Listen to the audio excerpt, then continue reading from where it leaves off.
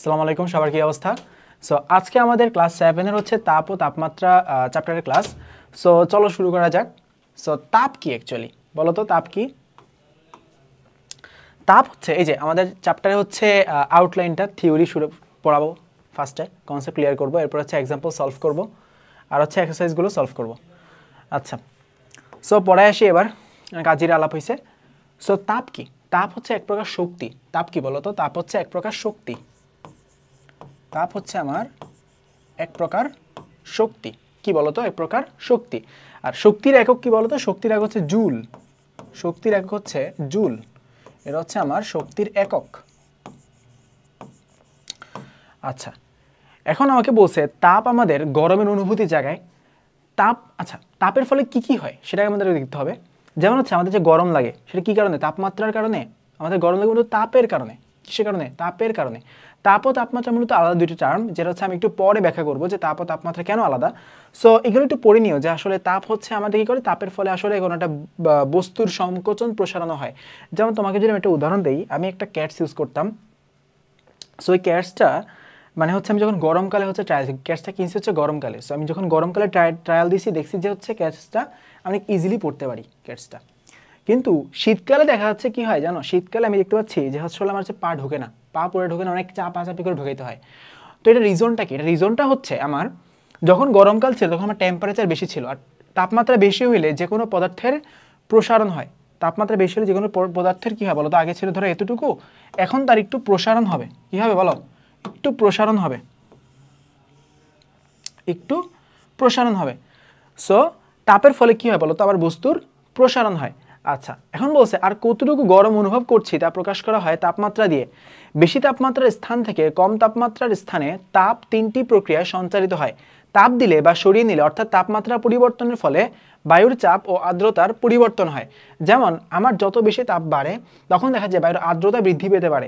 So বায়ুর আর্দ্রতা বৃদ্ধি পাইলে আমাদের কাছে কি লাগে? অস্বস্তি লাগে। আমরা যেটা কি বলি? ভ্যাপসা গরম। আর্দ্রতা কি? আর্দ্রতা হচ্ছে বাতাসে জলীয় বাষ্পের পরিমাণ। আর্দ্রতা হচ্ছে আমার কাইন্ড অফ বাতাসে জলীয় বাষ্পের পরিমাণ যত বেশি হবে আর্দ্রতা তত বেশি হবে। তার মানে আর্দ্রতা বেশি হলে কি হয়? আমার বাতাসে জলীয় বাষ্প বেশি হয়, জলীয় বাষ্প বেশি হয়।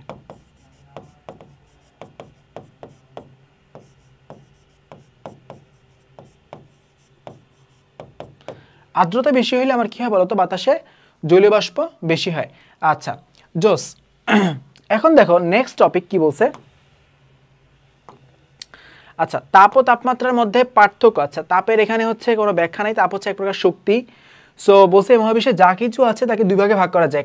একটি ভাগে আছে পদার্থ যাদের ওজন বা ভর আছে, জায়গা দখল করে এবং বল প্রয়োগে বাধা দেয়, আর অন্য ভাগে আছে শক্তি। আচ্ছা, সো এই দুইটা ভাগের মধ্যে একটা ভাগকে বলছে বিজ্ঞানীরা হচ্ছে একটা হচ্ছে পদার্থ একটা ভাগ, আরেকটা ভাগ হচ্ছে আমার শক্তি, আরেকটা ভাগ হচ্ছে আমার কি বলতো? শক্তি। সো মহাবিশ্বের সবকিছুকে দুইটা ভাগে ভাগ করা যায়, একটা হচ্ছে পদার্থ আর একটা হচ্ছে শক্তি। সো পদার্থ আবার হচ্ছে বিভিন্ন রকমের হইতে পারে, পদার্থ বিভিন্ন অবস্থা হইতে পারে। পদার্থে কি কি অবস্থা আছে? সো পদার্থে তিনটা অবস্থা আছে, একটা হচ্ছে কঠিন, আরেকটা হচ্ছে তরল, আরেকটা হচ্ছে আমার কি বলতো? তরল, আরেকটা হচ্ছে আমার কি বলতো? বায়বীয়। তরল আর হচ্ছে কি বলতো? বায়বীয়। কঠিন, তরল আর হচ্ছে কি বলতো? বায়বীয়। আর শক্তি কি বলতো? শক্তি হচ্ছে আমার শক্তি হচ্ছে কি ধরনের টার্ম? শক্তি হচ্ছে এই যে যা কিছু দখল করে, যে পদার্থবাদে আর যা কিছু আছে পৃথিবীতে, সেটা হচ্ছে শক্তি। আচ্ছা, অনেক সময় কথা কথা বলি যে দেখ আমার অনেক শক্তি আছে। তো আমার শক্তি আছে এই কথাটা মানে কি বোঝায়? যে তার মাসল বেশি? না। অনেক সময় দেখা যায় যে অনেক মানুষের মাসল অনেক কম, কিন্তু সে অনেক দূর দৌড়াতে পারে বা সে অনেক বেশি কাজ করতে পারে। সো এই জিনিসগুলো যে কাজ করতেছে, এটা কি হইতেছে? শক্তি খরচ হইতেছে। তার মানে শক্তি হচ্ছে যেটা আমরা চোখে দেখি না, বাট যেটা হচ্ছে কাজ করাতে সক্ষম। তার মানে শক্তি কি করে? শক্তি হচ্ছে কাজ করাতে সক্ষম, কাজ করাতে সক্ষম, কাজ করাতে সক্ষম। তার মানে কাজ এক প্রকার শক্তি। কাজ তাহলে এক প্রকার কি বলতো? শক্তি। কাজ হলো এক প্রকার তাহলে কি বলতো? শক্তি। যেমন আমি যদি বলি যে রেলগাড়ি যে চলে, রেল লাইন যে চলে, সো পৃথিবীতে সবার আগে যে কোনো ধরনের যানবাহনের আগে সবচেয়ে ফেমাস যানবাহন যেটা যেটা হচ্ছে যাতায়াতে সবচেয়ে বেশি যুগান্তকারী পরিবর্তন আছে, সেটা হচ্ছে আমার রেলগাড়ি বা হচ্ছে ট্রেন। সো ট্রেনের প্রথম দিকে যে বাষ্পীয় ট্রেনগুলো ছিল বা তাপীয় ইঞ্জিনগুলো যে ছিল, সো ওই ইঞ্জিনগুলো কীভাবে কাজ করতো? যে তাপ তো আমি বলছি এক প্রকার শক্তি, এই তাপ তো এক প্রকার শক্তি। এই তাপের ফলে বা তাপের মাধ্যমে আমি যে শক্তিটা পাই, এই শক্তিটাই কাজে লাগিয়ে আগের যুগের হচ্ছে বাষ্পীয় ইঞ্জিনগুলো চলতো। বাষ্পীয় ইঞ্জিনগুলো চলতো। নর্মালি ওগুলোকে বাষ্পীয় ইঞ্জিন এই কারণে বলা হইতো, যা কারণ হচ্ছে এই যে তাপের ফলে সেখানে বিপুল পরিমাণে বাষ্প কৃত্রিমভাবে বাষ্প উৎপন্ন করা হইতো এবং বাষ্পটা হচ্ছে পরবর্তীতে ইঞ্জিন চালানোর কাজে লাগতো। আচ্ছা, এখন বলছে দুটি গ্লাস নাও, গ্লাস দুটিকে ধরে দেখো যেমন ঠান্ডা বা গরম। এবার একটি গ্লাসে গরম পানি, অন্যটিতে বরফের টুকরা, 2 মিনিট অপেক্ষা করো, গ্লাস দুটি থেকে পানি ও বরফ ফেলে দাও। এরপর পালা করে দুটি গ্লাস ধরো, কোন গ্লাসটি কেমন অনুভব করলে, একটি গ্লাস গরম, অন্যটি ঠান্ডা। এবার তোমরা আলোচনা করো গরম গ্লাসটিতে এমন কি আছে যার কারণে গরম লাগলো, অন্য গ্লাসটি কি আছে। আচ্ছা, সো ধরো যেটার মধ্যে আমি হচ্ছে ধরো গরম পানি রাখছি, এটা আমার ধরো গরম পানি রাখছি, তো গরম পানিটা দেখবা যে তুমি হচ্ছে পানি ফেলে দেওয়ার পরে দেখবা যে গ্লাসটা গরম। আর হচ্ছে যেটার মধ্যে আমি ঠান্ডা পানি বরফের পানি রাখছি, বরফের কিউব রাখছি, বরফটা ফেলে দেওয়ার পরে দেখলা যে হচ্ছে এই গ্লাসটা হচ্ছে ঠান্ডা। এখন কথা হচ্ছে এইটা কেন গরম আর এইটা কেন ঠান্ডা, এটা রিজনটা কি? আচ্ছা, এইটা গরম লাগছে এই কারণে যে হচ্ছে এর মধ্যে যে গরম পানিটা ছিল, গরম পানির মধ্যে তাপ ছিল, কি ছিল? তাপ। এই তাপটা কি ছিল বলতো? এই তাপটা হচ্ছে অতিরিক্ত বেশি ছিল। তাপটা কি ছিল? তাপ বেশি ছিল। এই তাপ বেশি থাকার ফলে গ্লাসকে কি করে দিছে? গ্লাসকে হচ্ছে সে তাপগুলো দিয়ে দিছে, যেহেতু গ্লাস ঠান্ডা। সো নর্মালি তাপ কি করে? তাপ উচ্চ তাপ থেকে নিম্ন তাপের দিকে হচ্ছে উচ্চ থেকে নিম্নের দিকে যায়। তাপের অভিমুখটা কি তাহলে? তাপের অভিমুখ হচ্ছে উচ্চ থেকে নিম্ন দিকে যাওয়া। যেমন এই গ্লাসটার টেম্পারেচার ধরো শুরুতে ছিল ধরো 10 ডিগ্রি সেলসিয়াস, ধরো তুমি যে পানিটা দিছো সেটা ছিল 100 ডিগ্রি সেলসিয়াস। এখন তুমি যখন এই গরম পানিটা ফেলে দিছো তখন তুমি দেখলা যে এই যে গ্লাসের যে আমার হচ্ছে সারফেসটা, গ্লাসটা তুমি কি দেখলা যে গ্লাসের টেম্পারেচারটা 10 থেকে হয়ে গেল কত? এখন ধরো 40। কত হয়েছে বলো তো? 40 ডিগ্রি সেলসিয়াস। সো এই যে 10 থেকে 40 ডিগ্রি হয়েছে, এটা কারণ কি? এটা কারণ হচ্ছে তাপের সঞ্চালন।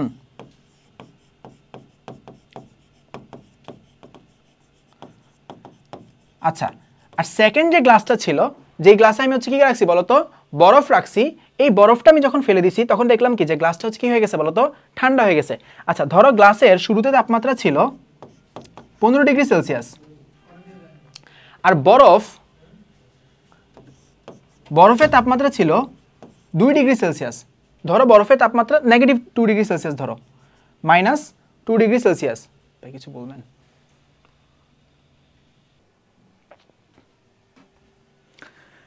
সো দ্বিতীয় গ্লাসটার ক্ষেত্রে আমি যদি একটু খেয়াল করি, দ্বিতীয় গ্লাসটাতে কি হয় যে বরফের আমার টেম্পারেচার ধরো -2 ডিগ্রি সেলসিয়াস, আর আমার গ্লাসের তাপমাত্রা ধরো হচ্ছে 15 ডিগ্রি সেলসিয়াস।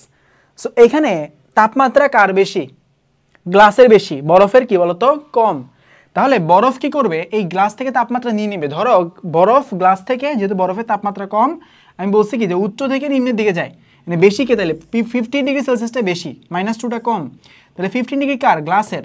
তার মানে গ্লাস থেকে কি কই যাবে? বরফে যাবে তাপমাত্রাটা। গ্লাস থেকে কই যাবে? বরফে যাবে। কি করছে? এই 5 থেকে এই বরফ, গ্লাস থেকে বরফ কি করছে? তাপমাত্রা নিয়ে নিছে, ফলে গ্লাসের তাপমাত্রা কমে 10 হয়ে গেছে ধরো। এই জন্য আমি গ্লাসটা কি করি? ঠান্ডা দেখতে পাই। নর্মালি তাপ কি করে? উচ্চ থেকে নিম্নতে যায়। এই জন্য হচ্ছে কি করে? এই জন্য হচ্ছে গ্লাস থেকে বরফের মধ্যে কি হয়? তাপের সঞ্চালনটা হয়। আচ্ছা, সো এরপরে তাপমাত্রা। আচ্ছা, তাপমাত্রা জিনিসটা কি? তাপমাত্রা হচ্ছে, আমরা জানি তাপ হলো এক ধরনের শক্তি, এটা তো আমরা বিশ্বাস করি এবং আমি এটা প্রমাণও দিয়েছি। কিন্তু তাপমাত্রা হচ্ছে এই তাপের পরিমাপ। তাপমাত্রা তাহলে কি? তাপমাত্রা হচ্ছে তাপের পরিমাপ।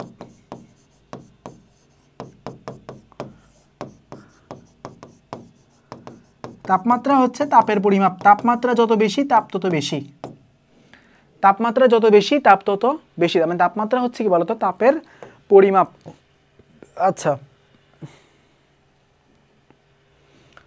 আচ্ছা, সো যেমন আমি যদি তাপের একক বলি, ধরো হচ্ছে 20 জুল তাপ যদি কোনো পানির মধ্যে দাও, ধরো কোনো পানির মধ্যে 20 জুল তাপ দিছো তুমি আগুনের মাধ্যমে, ফলে ওই পানির তাপমাত্রা হয়ে গেছে ধরো হচ্ছে 45 ডিগ্রি সেলসিয়াস। কথার কথা, তুমি যদি 40 জুল তাপ দাও বা ধরো 45 জুল তাপ দিছো, দেওয়ার ফলে ধরো টেম্পারেচার হয়ে গেছে 60 ডিগ্রি সেলসিয়াস।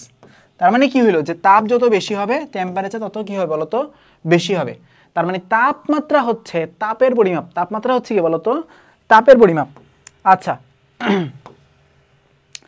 এখন দেখো কি বলছে যে আমরা আগের কাজটি দেখেছি যে গরম পানিপূর্ণ গ্লাসটি 2 মিনিট পর পর হাত দিয়ে ধরলে গরম ক্রমান্বয়ে বাড়তে থাকে। কোনোদিন সকালে কম গরম থাকে কিন্তু দুপুরে গরম বেশি থাকে। আমরা কোনো কিছু ধরলে বা আমাদের ত্বকের স্পর্শে কিছুটা বুঝতে পারি গরম বেড়েছে না কমেছে, কিন্তু একেবারে সঠিকভাবে বলা যায় না কতটা গরম বেড়েছে। সঠিকভাবে বলার জন্য আমরা যন্ত্রের সাহায্যে তাপমাত্রা মেপে থাকি। তাপমাত্রা পরিমাপের যন্ত্রের নাম হলো থার্মোমিটার। থার্মোমিটার ব্যবহার করে মানুষের শরীরে তাপমাত্রা মাপা হয়। সো এই কথাটা তোমরা সবাই হয়তো বুঝতে পারছো যে আমার হচ্ছে, আমি এটা একটু রিডিং পড়লাম জাস্ট, যে হচ্ছে এই যে দেখো, আমরা কিন্তু মানুষের শরীরে যখন জ্বর আসে তখন কিন্তু তার শরীর আমি দেখি যে তোমার জ্বর আসছে কিনা। ও আচ্ছা, জ্বর আসছে, কীভাবে বুঝি? যে ওর শরীরটা তো গরম ভাই, তোমার হাতটা তো গরম না, তোমার হাতটা ধরো ঠান্ডা, ওর চেয়ে একটু ঠান্ডা। সো তুমি যখন ওর গায়ে হাতটা দাও, ওরটা কি উচ্চ তাপমাত্রা, তোমারটা কি নিম্ন তাপমাত্রা, তার মানে উচ্চ থেকে নিম্নের দিকে তাপ কি হয়, সঞ্চালন হয়, ফলে তোমার হাত গরম হয়ে যায়, তুমি কী করো, তুমি গরম অনুভব করতে পারো। সো এইভাবে হচ্ছে নর্মালি থার্মোমিটার যে হচ্ছে শরীরের তাপমাত্রা কী হবে, থার্মোমিটারের মধ্যে পারদ থাকে, কি থাকে বলো তো, পারদ। থার্মোমিটারে থাকে কি বলো তো, পারদ থাকে, পারদ। থার্মোমিটারে হচ্ছে কি থাকে, পারদ থাকে। এখন আমি যত বেশি তাপমাত্রা দিব পারদের উচ্চতা তত বেশি বাড়ে। ধরো আমি দেখি যে থার্মোমিটার মধ্যে দেখবে যে হচ্ছে কালো একটা জিনিস দেখা যায়, যেটা হচ্ছে আমার টেম্পারেচার মাপতে সাহায্য করে, ওটা মূলত পারদ। সো আমি তোমাকে চ্যাপ্টারের শুরুতে বলছি যে তাপ দিলে পদার্থের প্রসারণ হয়। তাপ দিলে পদার্থের কি হয় বলতো, পদার্থের প্রসারণ হয়, প্রসারণ। তাপ দিলে পদার্থের প্রসারণ হয়, তাপ দিলে পদার্থের প্রসারণ হয়। এখন পদার্থের যদি প্রসারণ হয় তখনই কিন্তু যে আমরা যে হচ্ছে পারদের মধ্যে তাপ দিচ্ছি, ফলে পারদ যে বাড়তেছে, বাড়ার ফলে কিন্তু আমি হচ্ছে ওই বাড়াটা পরিমাপ করি কিন্তু আমি বুঝতে পারি যে আসলে কত ডিগ্রি ফারেনহাইট হচ্ছে আমার কি বলতো, জ্বর।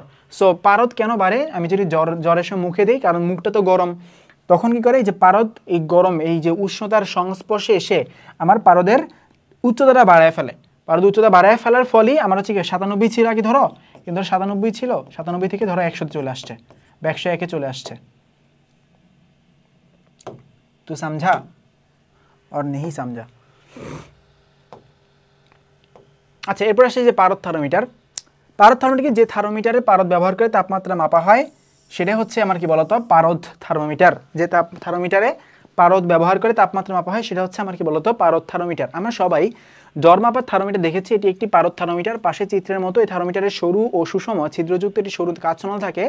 নলটির এক প্রান্তে পাতলা দেয়াল সহ একটি বাল্ব থাকে। বাল্বটি পূর্ণ করে ফাঁপা নলটির কিছু অংশে পারদ ভরা হয়। নলের বাকি অংশে খুব সামান্য পরিমাণ পারদ বাষ্প থাকে। নলটির গায়ে তাপমাত্রা পরিমাপের নির্দিষ্ট স্কেল অনুযায়ী দাগ কাটা হয়। থার্মোমিটারের নলের ছিদ্রটি খুব সরু, তাই বাল্বের তাপমাত্রা একটু বাড়লেই সরু ছিদ্র দিয়ে পারদ অনেকখানি উপরে উঠে যায়। পারদ নলের কোনো দাগ পর্যন্ত উঠলে তা দেখে বোঝা যাচ্ছে তাপমাত্রা কতটুকু বাড়ছে। আচ্ছা, সো আমি তোমাকে এটা একটু আগে ব্যাখ্যা দিয়ে ফেলছি অলরেডি, যে আমার হচ্ছে যে সরু কাঁচ নল থাকে, সরু কাঁচ নলের ভেতরে পারদ থাকে। এই যে সরু কাঁচ নলের ভেতরে কি থাকে, পারদ থাকে, ভেতরে পারদ থাকে। সো এই পারদ যখন আমি হচ্ছে মুখে বা হচ্ছে বগলের নিচে রাখি, তখন হচ্ছে তাপের কারণে তার প্রসারণ ঘটে। এই প্রসারণটা পরিমাপ করে আমি কি করি, যে আসলে তার জ্বর কতটুকু সেটা হচ্ছে আমরা কি বুঝতে পারি। তোমরা একটু সবাই বাসায় হচ্ছে একটু কী করবা, এই থার্মোমিটার এই জিনিসটা একটু চেক করবা। তোমরা হচ্ছে যদি ধরো হচ্ছে বাসার কারো জ্বর না আসে, তখন তোমরা একটা কাজ করতে পারো, যে হচ্ছে এই যে গরম পানিতে, মানে হালকা গরম পানি, বেশি গরম পানি হলে কিন্তু হবে না, হালকা কুসুম গরম পানির মধ্যে একটু তাপমাত্রা বেশি হলে গরম পানির মধ্যে হচ্ছে একটু এটা চুবাই দেখবা, চুবাই উঠাবা, দেখবা যে হচ্ছে পারদের আসলে তোমার টেম্পারেচারটা কত হয়েছে। আচ্ছা,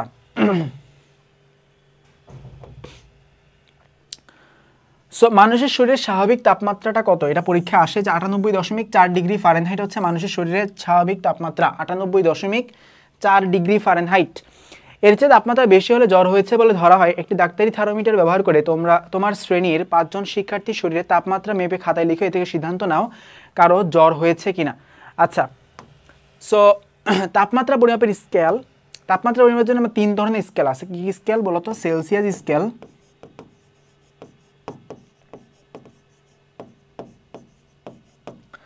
ফারেনহাইট স্কেল,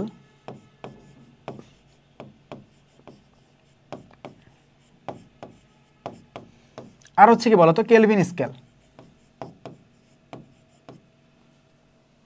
এই 3 ধরনের স্কেল হচ্ছে আমার কি আছে বলতো, আছে সেলসিয়াস, ফারেনহাইট আর হচ্ছে কি বলতো, কেলভিন।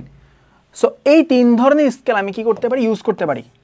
সেলসিয়াস, ফারেনহাইট আর হচ্ছে কেলভিন, এই 3 ধরনের স্কেল হচ্ছে আমি কি করতে পারি বলতো, ইউজ করতে পারি। আচ্ছা, এখন আমি কি করব দেখো, নর্মালি হচ্ছে বায়ুতে যে হচ্ছে তাপমাত্রার যে আপডেটটা আমরা শুনি সেটা নর্মালি সেলসিয়াস স্কেলে শোনা হয়, আর ফারেনহাইট স্কেলে নর্মালি হচ্ছে শরীরের তাপমাত্রাটা আমরা জানি, আর কেলভিন স্কেল হচ্ছে এক ধরনের সার্বজনীন স্কেল। কেলভিন স্কেল নর্মালি হচ্ছে এক ধরনের সার্বজনীন স্কেল।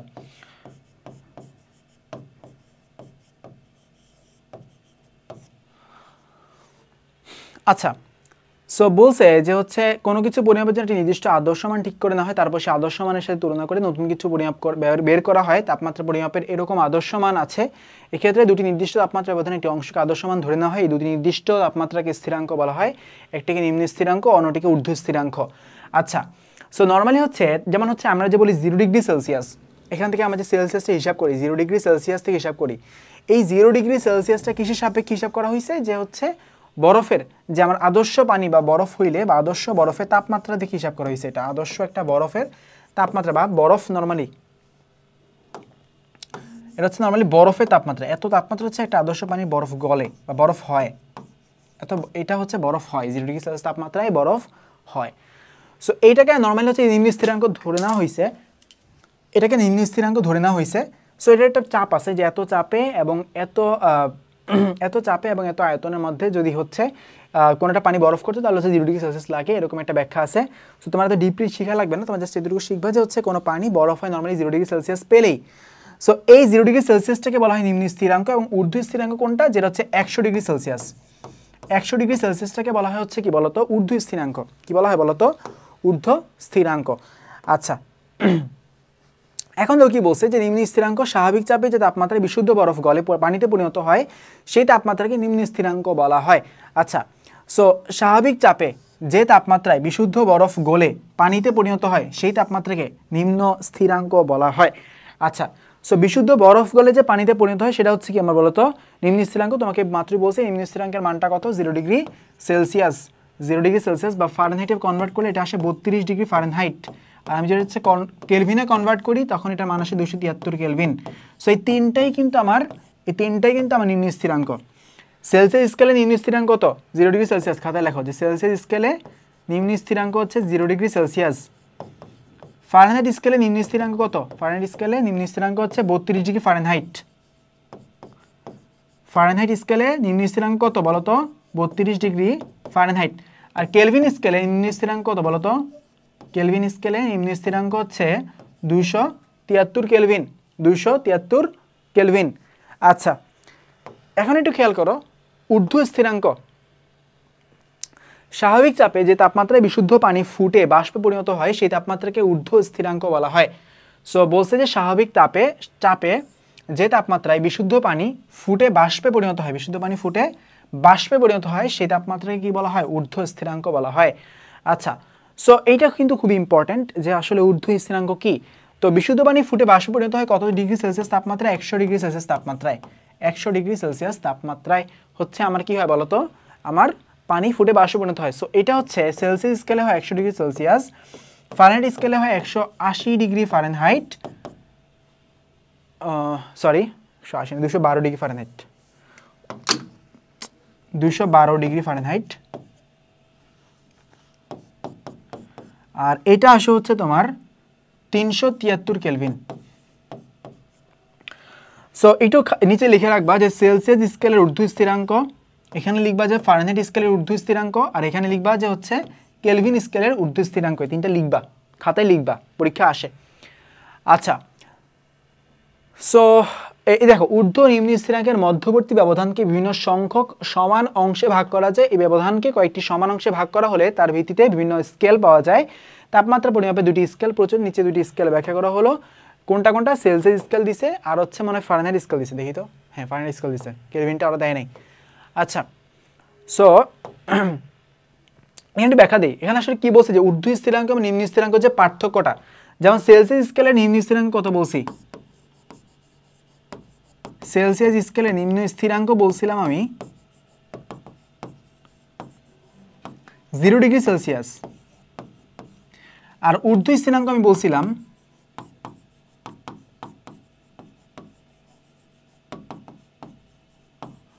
ঊর্ধ্ব স্থিরাঙ্ক বলছিলাম 100 ডিগ্রি সেলসিয়াস। সো সেলসিয়াস স্কেলে নিম্ন স্থিরাঙ্ক বলছি 0 ডিগ্রি সেলসিয়াস, আর ঊর্ধ্ব স্থিরাঙ্ক বলছি হচ্ছে 100 ডিগ্রি সেলসিয়াস। তাহলে এই দুইটার পার্থক্য কত হয়? পার্থক্য হয় হচ্ছে 100 মাইনাস 0, যেটা হচ্ছে আমার 100। এই 100টা হচ্ছে আমার কি বলতো সেলসিয়াস স্কেলের যে আদর্শ এই যে পার্থক্যটা, তাহলে কত হয়? 100।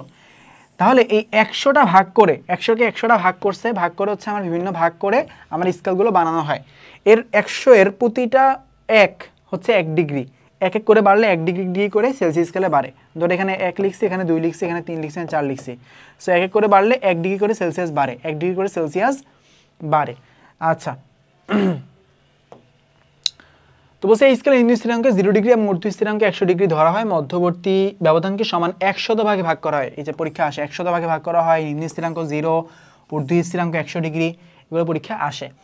প্রত্যেক ভাগকে 1 ডিগ্রি সেলসিয়াস বলা হয়। প্রত্যেক ভাগকে কত বলা হয়? 1 ডিগ্রি সেলসিয়াস বলা হয়। কত বলা হয়? প্রত্যেক ভাগকে 1 ডিগ্রি সেলসিয়াস বলা হয়। আচ্ছা, বলছে যে বিজ্ঞানী সেলসিয়াস এই স্কেল উদ্ভাবন করেন বলে তার নাম অনুসারে এই স্কেলটিকে সেলসিয়াস স্কেল বলা হয়। বৈজ্ঞানিক কাজে এই স্কেল ব্যবহার করা হয়, এছাড়া অন্যান্য কাজেও বাংলাদেশ সহ পৃথিবীর বিভিন্ন দেশে এই স্কেল ব্যবহার করা হয়। যেমন আবহাওয়ার খবরে বলা হয় দিনের সর্বোচ্চ তাপমাত্রা ছিল 32 ডিগ্রি সেলসিয়াস। 0 থেকে 100 এর মধ্যবর্তী দূরত্বকে 100 ভাগে ভাগ করা হয়। দেখো 0 থেকে 100 এর মধ্যবর্তী দূরত্বকে 100 ভাগে ভাগ করা হয়। এই পরীক্ষাটা কোশ্চেনে আসে এবং প্রতিটা ভাগকে বলা হয় সেন্টিগ্রেড। এর জন্য এটা কি বলা হয়? সেন্টিগ্রেড বলা হয়, কারণ সেন্টি মানে হচ্ছে 100, গ্রিক ভাষায় সেন্টি মানে হচ্ছে 100, ডেসি মানে 10, সেন্টি মানে 100, ডেসি মানে কি বলতো? ডেসি মানে হচ্ছে 10, বুঝছো? কিলো মানে 1000, কিলো মানে 1000।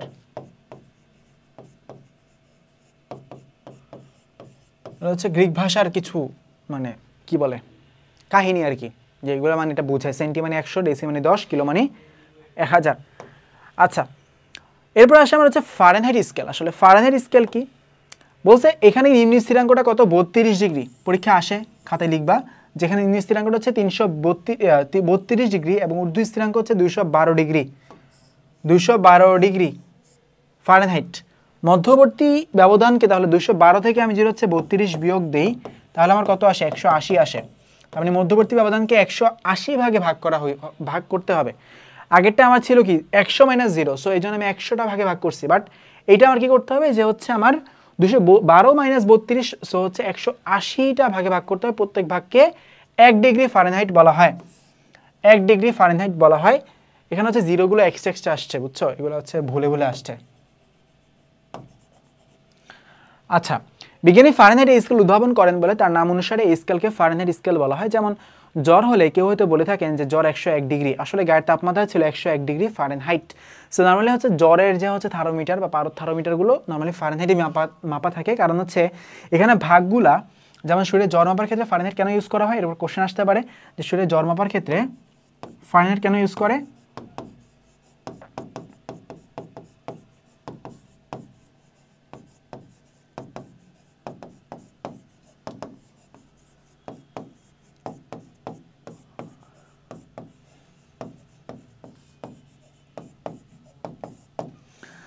কারণ জ্বর মাপার ক্ষেত্রে ফারেনহাইট ইউজ করা হয়, কারণ এখানে হচ্ছে আমার শরীরের তাপমাত্রা তো আর অনেক বাড়ে না। শরীরের তাপমাত্রা 100 ডিগ্রি সেলসিয়াস হওয়া পসিবলই না, কারণ শরীরের তাপমাত্রা 100 ডিগ্রি সেলসিয়াস হওয়া মানে হচ্ছে এটা বাষ্প হয়ে যাবে। শরীরের তাপমাত্রা 37, ধরো হচ্ছে 39-এর বেশি হইলেই মানুষ নর্মালি মারা যায়, 40-এর বেশি হলে মানুষ মারা যায়।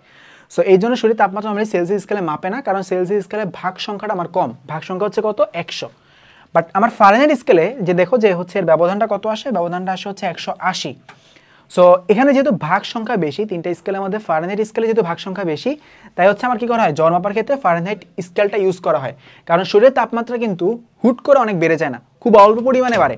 সো এই জন্য এই যে খুব অল্প পরিমাণের ব্যবধানটা বা খুব অল্প পরিমাণ যে বাড়তে সেটা হিসাব করার জন্য আমার কি করা হয়? ফারেনহাইট স্কেলটা ব্যবহার করা হয়। আচ্ছা, এরপরে দেখো সেলসিয়াস ও ফারেনহাইট স্কেলের সম্পর্ক। সেলসিয়াস স্কেল ও ফারেনহাইট স্কেলের সম্পর্ক হচ্ছে C/5 = F-32/9। এটা হচ্ছে আমার সেলসিয়াস এবং ফারেনহাইট স্কেলের সম্পর্ক। আচ্ছা, সো এটা হচ্ছে বেস্ট একটা সম্পর্ক। সো হচ্ছে এইখান থেকে আমার ম্যাথ আসতে পারে, আমি দুই একটা ম্যাথ করে তোমার অবভিয়াসলি বুঝবা আসলে। সো এই সূত্রটা কোথা থেকে আসছে, এটা একটা কোশ্চেন থাকে অনেকের। নর্মালি আমার হচ্ছে যে কোনো স্কেলের যে আদর্শ সূত্রটা, স্কেলের আদর্শ সূত্রটা হচ্ছে এরকম।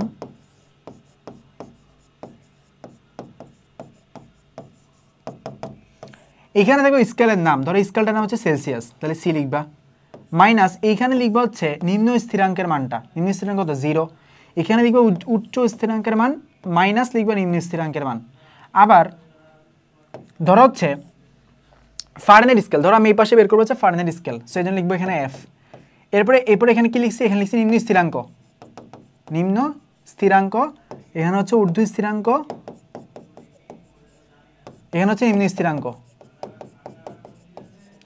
সো এফ, কারণ স্কেলের নাম এফ, মাইনাস নিম্ন স্থিরাঙ্ক কত, ফারেনহাইট স্কেলের নিম্ন স্থিরাঙ্ক কত 32, ফারেনহাইট স্কেলের ঊর্ধ্ব স্থিরাঙ্ক কত 212, ফারেনহাইট স্কেলের নিম্ন স্থিরাঙ্ক কত 32।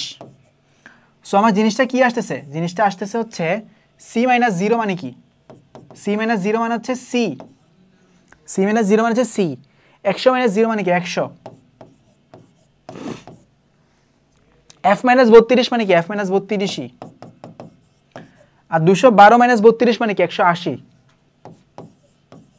180। সো এবার যদি আমি হচ্ছে কাটাকাটি করি, এটা কাটাকাটি করি, কাটাকাটি করলে এখানে আসে 5, এখানে আসে 9।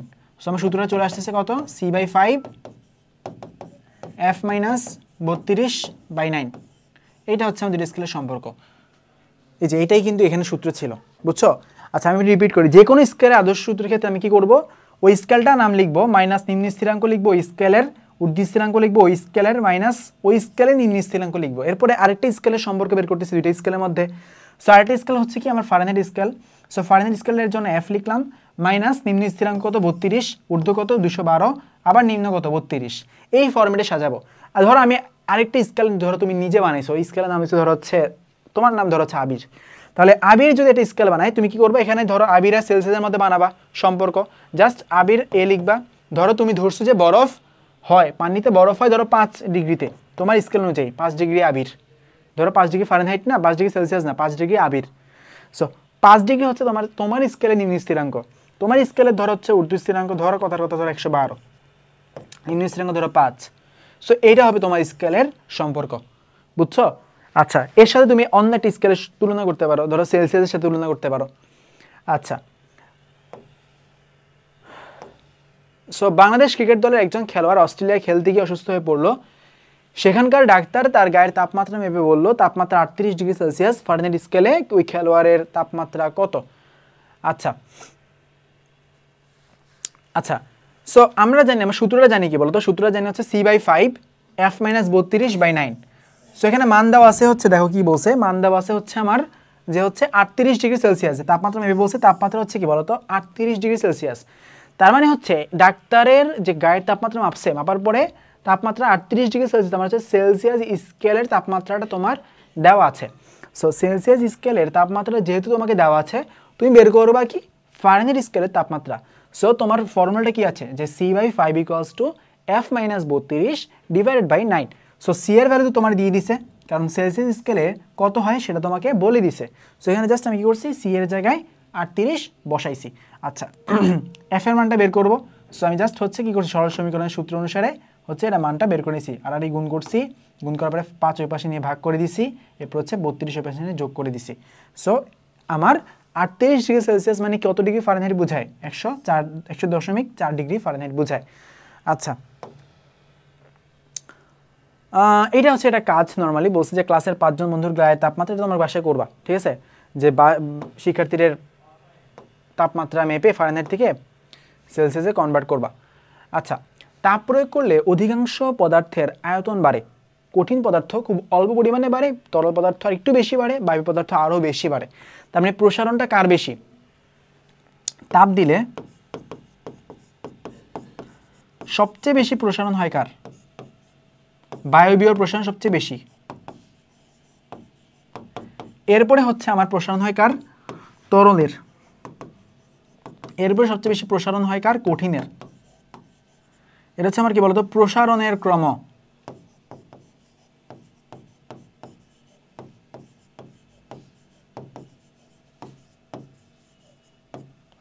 এটা হচ্ছে আমার কি বলতো প্রসারণের ক্রম। আচ্ছা, সো কঠিন পদার্থের প্রসারণের প্রমাণ বলছে পিতলের তৈরি বল ও রিং, মোমবাতি, দিয়াশলাই, চিমটা ও স্ট্যান্ড পিতলের একটি বল ও রিং এমনভাবে তৈরি করা হয় যাতে বলটি কোনো রকমের রিংয়ের ভেতর দিয়ে চলে যায়। চিত্রের মতো করে স্ট্যান্ডে রিং ও বল যুক্ত করো, এবার বলটি স্বাভাবিক অবস্থায় রিংয়ের ভেতর দিয়ে নিয়ে যেতে চেষ্টা করো, দেখবে বলটি রিংয়ের ভেতর দিয়ে চলে গেছে। এবার বলটি বের করে নিয়ে আসো, মোমবাতি জ্বালিয়ে বলটিকে গরম করো, সাবধানে চিমটার সাহায্যে উত্তপ্ত বলটিকে রিংয়ের ভেতর নেওয়ার চেষ্টা করো। বলটি কি রিংয়ের ভেতর দিয়ে চলে যাচ্ছে? যাচ্ছে না, আটকে গেছে। উত্তপ্ত বস্তু নিয়ে কাজ করার সময় সাবধানতা অবলম্বন করতে হবে। ওকে, সাবধানতা অবলম্বন করবো, প্যারা নাই। সো কঠিন পদার্থের প্রসারণ। সো বলছে একটা পিতলের বলটি, মানে ধরো একটা রিং, ধরো একটা রিং একদম এমনভাবে রিংটা বানাইছে, পিতলের বলের সাইজ অনুযায়ী রিংটা ধরো বানাইছো। তুমি যখন হচ্ছে এই রিংটার ভেতর পিতলের বলটা, যখন এটা হচ্ছে তাপমাত্রা, ধরো তাপ দিলা তুমি, আচ্ছা ধরো তাপ দেও নাই শুরুতে যখন পিতলের বলটা ঢুকাইছো, ধরো হচ্ছে ঢুকতেছে না, ধরো হচ্ছে এটা ঢুকতেছে না, ঠিক আছে। এরপরে তুমি যখন এই পিতল, ধরো আচ্ছা এরকম না, সরি উল্টা বই ফেলছি। ধরো হচ্ছে প্রথমে যখন হচ্ছে তাপমাত্রা দেওয়া নাই, মানে নর্মাল অবস্থায় পিতলটা নিছো, জাস্ট নর্মাল অবস্থা, তাপ কিছু দেওয়া নাই, পিতলটা নিছো এবং হচ্ছে রিংয়ের ভেতর ঢুকানোর চেষ্টা করতেছো। সো রিংয়ের ভেতর যখন ঢুকানোর চেষ্টা করতেছো, তুমি দেখলা যে হচ্ছে রিংয়ের ভেতর ঢুকে যাচ্ছে, তার মানে রিংয়ের মধ্যে একদম পারফেক্টলি পিতলের বলটা ঢুকে আবার এক পাশ দিয়ে বেরো যাচ্ছে। কিন্তু তুমি যখন এই পিতলের বলের মধ্যে তাপ প্রদান করছো, কি করছো? তাপ প্রদান করছো, অনেক তাপ দিছো, তাপ দিয়ে তাপমাত্রা বাড়ায় ফেলছো, তাপ বাড়ায় ফেলছো। সো পিতলের বলটা কি হয়ে যাবে? প্রসারিত হয়ে একটু বড় হয়ে যাবে, একটু বড় হয়ে যাবে। সো প্রসারিত হয়ে যদি একটু বড় হয়ে যায় পিতলের বলটা, এই বড় হয়ে যাওয়ার পরে কিন্তু আমার এই যে রিং দিয়ে, এখন কিন্তু রিং দিয়ে কী করবে? সুন্দর করে প্রবেশ করবে, ঠিক আছে। এখন কিন্তু রিং দিয়ে সুন্দর করে প্রবেশ করবে না, করবে না, কারণ কি? এটা বড় হয়ে গেছে, এখন তাপ দেওয়ার ফলে এখন রিং দিয়ে প্রবেশ করতেছে না। এটাই কিন্তু প্রমাণ যে হ্যাঁ, আমি তাপ দেওয়ার ফলে এটা কী হয়েছে? এর আয়তন বৃদ্ধি পাইছে, মানে হচ্ছে আয়তন বৃদ্ধি পাওয়ার মানে কি? যে প্রসারণ হয়েছে, প্রসারণ হয়েছে। সো প্রসারণ হওয়ার ফলে এটা হচ্ছে এই পাশ দিয়ে ঢুকে বের হইতে পারে নাই। আচ্ছা, সো এইটাই বলছে গরম করার ফলে পিতলের বলটি কেন রিংয়ের মধ্যে ঢুকছে না, কারণ হচ্ছে রিংয়ের আয়তন বেড়ে গেছে, কারণ রিংটা একটু বড় হয়ে, সরি পিতলটার আয়তন বেড়ে গেছে, পিতলের প্রসারণ হয়েছে, সো হচ্ছে রিংয়ের ভেতর দিয়ে প্রবেশ করেনি। আচ্ছা, সো বলছে দৈনন্দিন জীবনে কঠিন পদার্থের প্রসারণের প্রভাব। কখনো কি দেখেছো জ্যামের, সসের বা অন্য কিছুর কাচের বোতলে শিশির ধাতব? হ্যাঁ, এটা হচ্ছে ভালো কোশ্চেন। দেখো আমি তোমার একটা বাস্তব কাহিনী বলি। একবার হচ্ছে আমার ছোটো বোনের হচ্ছে অ্যান্টিবায়োটিক ওষুধ, ওটা হচ্ছে খুলতে পারতেছি না, আমিও খুলতে পারতেছি না, আম্মু খুলতে পারতেছে না। সো আমি তখন হচ্ছে অনেক ছোট, মোস্ট প্রবলি 9-এ পড়ি বা 8-এ পড়ি, এরকম 8-9-এ পড়ি। তো আমি দেখছি যে আমার আম্মু হচ্ছে কী করছে, এই যে অ্যান্টিবায়োটিকের যে বোতলটা আছে না, এটা কী করছে? গরম পানির মধ্যে রাখছে, হালকা গরম পানির মধ্যে রাখছে, এরপর হচ্ছে একটু ঘোরান দিছে, খুলে গেছে। আচ্ছা, সো ধাতবের যে মুখটা যে গরম করছে, গরম করার ফলে সুবিধাটা কী হয়েছে? গরম করার ফলে যে মুখটা একটু তাপে প্রসারিত হয়ে গেছে। মুখটা তো এরকম ছিপির মতো এরকম লাগানো ছিল না, ছিপিটা একটু প্রসারিত হয়ে গেছে। সো প্রসারিত হওয়ার ফলে কী হয়েছে? একটু লুজ হয়ে গেছে, বুঝছো? এই জন্য আমি এটা সহজে খুলতে পারছি। আচ্ছা আচ্ছা, তোমরা কি রেল লাইন দেখেছো? সো দেখবা যে হচ্ছে রেল লাইনে দুটি লোহার পাতি কিছু দূর পরপর কাটা, আসলে ইচ্ছে করে লোহার পাতের অংশের মধ্যে কাটা থাকে। তুমি দেখবা যে হচ্ছে রেল লাইনগুলো এরকম থাকে, এই যে একটা রেল লাইন একটুক একটুক, আবার ধরে এখানে একটু ফাঁকা থাকে, এরপর আবার একটু দেয়, আবার ধরো একটু ফাঁকা থাকে, আবার একটু দেয়। এটা কারণ কি? এই ফাঁকাটা এই কারণে রাখা হয়, ধরো যখন তাপমাত্রা বেশি হয়, গরমকালে কিন্তু এটা একটু প্রসারিত হয়ে যায়, একটু কি হয় বলো তো? প্রসারিত হয়ে একটু বড় হয়ে যায়, আবার একটু প্রসারিত একটু বড় হয়ে যায়, যাতে একটু প্রসারিত হয়ে বড় হয়ে যেতে পারে, সেই জন্য হচ্ছে গরমকালে সেই জন্য হচ্ছে একটু ফাঁকা জায়গা রাখা হয়। যদি ফাঁকা জায়গা রাখা না হইতো, যদি ধরো এরকম লাগানো হইতো, তাহলে গরমকালে কী হইতো? এটা তো হচ্ছে এবার প্রসারিত হওয়ার তো জায়গা নেই, সো এটা বেঁকে যেত, ফলে রেল লাইনে দুর্ঘটনা ঘটতে পারতো। সো এই জন্য কী করা হয়? নর্মালি একটু ফাঁকা রাখা হয়, যাতে হচ্ছে গরমকালে প্রসারণ হইলেও যাতে ওই স্পেস পায়, এই যে একটু বড় হয় যদি স্পেসটা পায়। সো এখানে কিন্তু ফিজিক্স আছে, ফিজিক্স যদি না জানতো তাহলে হচ্ছে কী হইতো? তুমি অ্যাক্সিডেন্ট করতা, ট্রেন অ্যাক্সিডেন্ট করতা। আচ্ছা, তরল পদার্থের প্রসারণ। সো তরল পদার্থের প্রসারণ ক্ষেত্রে কী বলছে? যে হচ্ছে কঠিন পদার্থের তুলনায় তরল আয়তনে বেশি বাড়ে। তরল ধাতু পারদের প্রসারণকে কাজে লাগিয়ে থার্মোমিটার তৈরি করা হয়। তোমরা এই সম্পর্কে ইতিমধ্যেই জেনেছো। তোমরা জলবায়ু পরিবর্তন অধ্যায়ে জানবে যে পৃথিবীর তাপমাত্রা বেড়ে যাচ্ছে, ফলে সমুদ্রের পানির আয়তন বেড়ে সমুদ্র পৃষ্ঠের উচ্চতা বেড়ে যাচ্ছে। আচ্ছা, সো এই যে তোমরা কিন্তু অনেকে গ্লোবাল ওয়ার্মিংয়ের নাম শুনছো,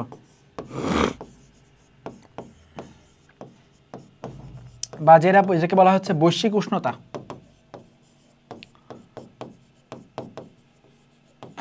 বৈশ্বিক উষ্ণতা। সো দেখো বৈশ্বিক উষ্ণতার ফলে কি হইতেছে, আমরা সবাই শুনতেছি যে হচ্ছে পৃথিবী ডুবে যাবে, পৃথিবী হচ্ছে পানির নিচে চলে যাবে। এটা রিজন কি? রিজন হচ্ছে যখন পৃথিবীর তাপমাত্রা অত্যধিক বাড়ে তখন হচ্ছে সমুদ্রের পানির আয়তন বেড়ে যাবে, কারণ এটা প্রসারিত হবে, সমুদ্রের পানির আয়তন প্রসারিত হবে। সো পানির আয়তন বেড়ে গেলে কি হবে, যে সমুদ্র পৃষ্ঠের উচ্চতা বেড়ে যাবে, উচ্চতা বেড়ে গিয়ে লোকালে ধ্বংস করবে।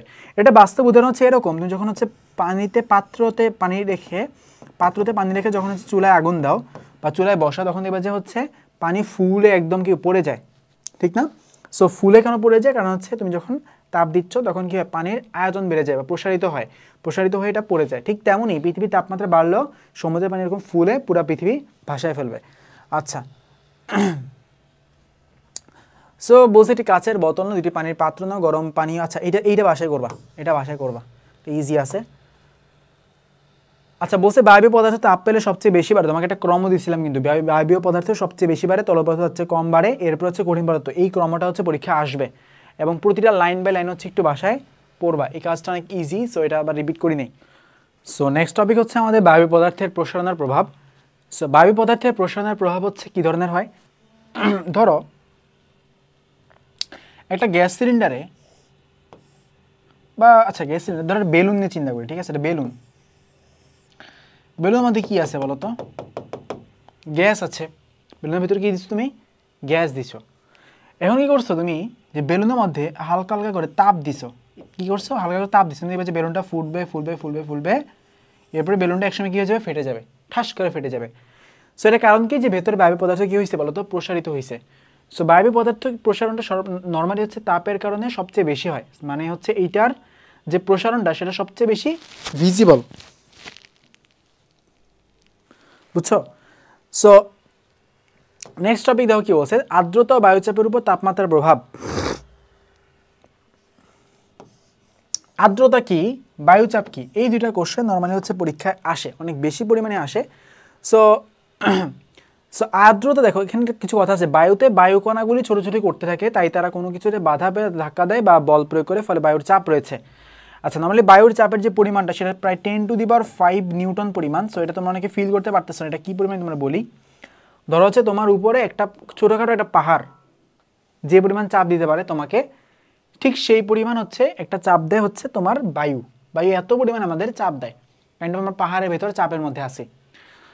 সো বায়ুতে হিউজ পরিমাণ চাপ দেয়। চাপের কারণটা কি, বায়ুর মধ্যে যে অণুকণাগুলো চুরুচুরি করতে থাকে, গ্যাসীয় কণা বলো বা যে কোনো ধূলিকণা বা যে কোনো কণা, যে গ্যাসীয় কণা অক্সিজেন বলো, এই যে গ্যাস বলো বা বায়বীয় যে কণাগুলো বলো, এই কণাগুলো যে ছুটোছুটি করতে থাকে, এই ছুটোছুটি করার কারণে কি হয় বলতো, সে কিছু চাপ প্রদান করে। এই চাপের কারণে আমরা কি করি বলতো, বায়ুচাপ অনুভব করি। সো এটা হচ্ছে মূলত বায়ুচাপের কাহিনী। এখন কথা হচ্ছে, যদি তাপমাত্রা বাড়ে তাহলে কি হয় বলতো, বায়ুচাপ বেড়ে যাবে। তাপমাত্রা বাড়লে বায়ুচাপ বেড়ে যাবে,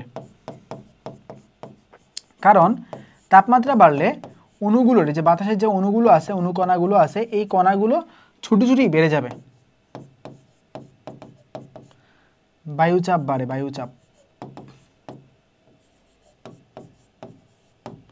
কারণ কি, কারণ হচ্ছে বায়ুকণার ছুটি বেড়ে যায়, তাপমাত্রা বাড়লে বায়ুকণার ছুটি বেড়ে যায়।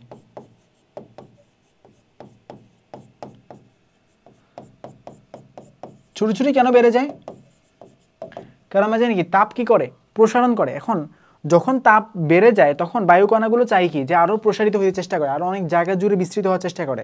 ফলে কি হয়, সে হচ্ছে দেয়ালে বা বায়ুর যে পরিবেশে বেশি ধাক্কা প্রদান করে, তোমার শরীরে বেশি ধাক্কা প্রদান করবে, কারণ সে তোমাকে নিয়ে চাই যে অনেক প্রসারিত হয়ে যেতে, বুঝছো? সো এখানে কি হয় বলো তো, বায়ুচাপ বেড়ে যায়। আচ্ছা, সো জলীয়বাষ্প কি, বাতাসে জলীয়বাষ্প নর্মালি হচ্ছে বাতাসে পানির পরিমাণ, সোজা কথা, যে বাতাসে পানির পরিমাণ যত বেশি এটা হচ্ছে ওই জলীয়বাষ্প। নর্মালি হচ্ছে বর্ষাকালে আমরা জানি কি, যে গ্রীষ্মকালে বর্ষাকালে হচ্ছে জলীয়বাষ্প পরিমাণ সবচেয়ে বেশি থাকে, সো ওই সময়টাতে বৃষ্টি বেশি হয়। আর শীতকালে নর্মালি জলীয়বাষ্প কম থাকে, সো হচ্ছে যখন বৃষ্টি একটু কম হয়। আচ্ছা, সো এখানে কি বলছে, ভূপৃষ্ঠের পানি বাষ্প হয়ে বায়ুতে মিশে, বায়ুতে সবসময় এভাবে কিছু পরিমাণে জলীয়বাষ্প থাকে। আচ্ছা, সো জলীয়বাষ্পের যে হচ্ছে একটা বাস্তব উদাহরণ, সেটা হচ্ছে এরকম কাইন্ড অফ, ধরো হচ্ছে পৃথিবীতে অনেক সাগর পানি নদী এগুলো আছে। সো এই সাগর পানি নদীগুলো থেকে তাপের কারণে, সেই তাপমাত্রার কারণে কি হয় বলতো, সাগর পানি নদী থেকে প্রচুর পরিমাণে বায়ু কি হয়, জলীয়বাষ্প হিসেবে পরিবেশে মিশে যায়। জলীয়বাষ্পগুলো কি হয় বলতো, পানিতে মিশে যায়। আর পানিতে মিশে যাওয়ার ফলেই তোমার কি হয়, বায়ুর আর্দ্রতা বৃদ্ধি পায়। কী পায় বলো তো? বায়ুর আর্দ্রতা বৃদ্ধি পায়। আচ্ছা, জলীয় বাষ্প কম থাকলে বায়ুর আর্দ্রতাও কম হয়, তাপমাত্রা বাড়লে পানি বেশি করে বাষ্পে পরিণত হয়। আচ্ছা, তাপমাত্রা বাড়লে কী হবে? পানি বেশি করে বাষ্পে পরিণত হয়। আচ্ছা, এখন কথা হচ্ছে যত বেশি জলীয় বাষ্পে বাতাসে জলীয় বাষ্পের পরিমাণ যত বেশি বাড়বে তত বেশি কি হবে? জলীয় বাষ্পের পরিমাণ যত বেশি বাড়ে তত হচ্ছে বৃষ্টি হওয়ার সম্ভাবনা তত বেশি বাড়ে। তার মানে তাপমাত্রা যত বেশি হবে জলীয় বাষ্পের পরিমাণ তত বেশি হওয়ার সম্ভাবনা বেশি। কারণ কি? তাপমাত্রা বাড়লে সাগর, নদী, পানি থেকে আমার কি হয়? বেশি পরিমাণে পানি হচ্ছে কি হয় বলো? জলীয় বাষ্পে পরিণত হয়। তুমি দেখবা যে হচ্ছে যখন আমরা পানি গরম করি ঢাকনা রেখে, তখন হচ্ছে ঢাকনার গায়ে হচ্ছে অনেক পরিমাণে পানি জমা হয়। কারণ কি? তখন হচ্ছে ওই যে পাত্রের যে পানিটা ওইটা হচ্ছে বাষ্প হিসেবে ঢাকনার গায়ে লাগে, আর ঢাকনা তো ঠান্ডার কারণে ওই গরম বাষ্পটা কি করে? পানিতে পরিণত করে ফেলে। আর বায়ুতে এই সেম কাহিনীটাই হয়। ধর হচ্ছে বায়ুতে একটা ঢাকনা হচ্ছে কি আকাশটা ধরতে পারে ঢাকনা, সো প্রচুর পরিমাণে হচ্ছে জলীয়বাষ্প হচ্ছে উপরে কি হয় বলো? জলীয়বাষ্পের মতো এখানে জমা হতে থাকে। তাপ সঞ্চালন। আচ্ছা, সো তাপ সঞ্চালন কি বলছে? যে গরম তরকারি বাটিতে স্টিলের চামচ রাখা থাকলে তা গরম হয়ে যায়। যেমন আমি যে প্রথম দিকে চ্যাপ্টারের প্রথম দিকে যে কিছু উদাহরণ দিয়েছি, যেমন হচ্ছে একটা উদাহরণ ছিল এরকম যে হচ্ছে আমি বলছি কি যে হচ্ছে যে গ্লাস, ধরো ঠান্ডা গ্লাসের মধ্যে গরম পানি রাখছো, এরপর গরম পানি আবার ফেলে দিছো, দেখবা যে এই গ্লাসটাই গরম হয়ে গেছে। কারণ কি? তাপের সঞ্চালন হয়েছে। নর্মালি তাপের সঞ্চালন মানে বোঝায় তাপের উচ্চ থেকে নিম্নের দিকে যে তাপের যে এই যে উচ্চ তাপমাত্রা, বেশি তাপমাত্রার স্থান থেকে কম তাপমাত্রার স্থানের দিকে তাপ যে প্রবাহিত হয় সেটাই হচ্ছে আমার কি বলতো যেতে পারে, সেটা হচ্ছে আমার কি বলতো তাপের সঞ্চালন। এটা কিন্তু ভেরি ভেরি ইম্পর্টেন্ট, এটা হচ্ছে কোশ্চেন। সো গরম তরকারি বাড়িতে স্টিলের চামচ রাখলে কেন তা গরম হয়? কারণ হচ্ছে স্টিলের চামচটা ঠান্ডা, এটা তো গরম তরকারি বাটিটা হচ্ছে গরম, সো এই গরম থেকে ঠান্ডার দিকে তাপ প্রবাহিত হয়, ফলে স্টিলের চামচটা কী হয়ে যায়? গরম হয়ে যায়। আচ্ছা, এরপর আসে তাপের পরিবহন। আচ্ছা, তাপের সঞ্চালন তিন ধরনের। তাপের সঞ্চালন হচ্ছে তিন ধরনের।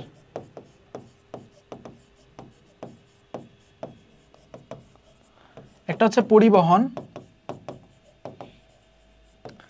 একটা হচ্ছে পরিচলন, আর একটা হচ্ছে বিকিরণ। সো তাপ যে উচ্চ তাপমাত্রা থেকে নিম্ন তাপমাত্রার দিকে যায়, এটা তিনটা উপায়ে যেতে পারে। একটা হচ্ছে পরিবহন, একটা হচ্ছে পরিচলন, একটা হচ্ছে বলতো বিকিরণ। যেমন প্রথম উপায়টা কি বলছে? তো গরম তরকারি বাটি থেকে চামচের মাধ্যমে তাপ পরিবহন পদ্ধতিতে সঞ্চারিত হয়। কি পদ্ধতিতে? পরিবহন পদ্ধতিতে সঞ্চারিত হয়। এই পদ্ধতিতে কঠিন পদার্থে তাপ সঞ্চারিত হয়। এই পদ্ধতিতে কঠিন পদার্থে তাপ সঞ্চারিত হয়। আচ্ছা, নর্মালি পরিবহন পদ্ধতিতে কোন কোন ধরনের পদার্থে তাপ সঞ্চারিত হয়? কঠিন পদার্থে। যেমন আমি যদি কিছু কঠিন পদার্থের নাম বলি, যেমন হচ্ছে বাটি, গরম বাটি, চামচ, এগুলো হচ্ছে কঠিন পদার্থ। সো এই কঠিন পদার্থগুলো তাপের সঞ্চালন কীভাবে হয় বলতো? পরিবহন পদ্ধতিতে হয়। কারণ কঠিন পদার্থের কণাগুলো তো হচ্ছে কখনো স্থান পরিবর্তন করে না। তরল পদার্থ কেবলমাত্র কণাগুলোর স্থান পরিবর্তন করে বায়বীয় পদার্থে। যেহেতু হচ্ছে স্থানগুলো নিজের স্থান পরিবর্তন করে না, যেমন হচ্ছে এটা একটা কঠিন পদার্থ, সো এরকম একটা কঠিন পদার্থ ধরো, এদের মধ্যে যে কণাগুলো সেটা তারা স্থান পরিবর্তন করে। তারা কি করে? তারা ধরো হচ্ছে এটা হচ্ছে একটা গরম তরকারি বাটি, এর মধ্যে একটা চামচ রাখছো, এটা একটা চামচ, তো এর মধ্যে যে অণু কণাগুলো সেগুলো কিন্তু নড়াচড়া করবে না। সো নড়াচড়া বিষয়টা করতে পারে না, স্থান পরিবর্তন করতে পারে না, একটু ভাইব্রেট বা কাঁপুনি হইতে পারে।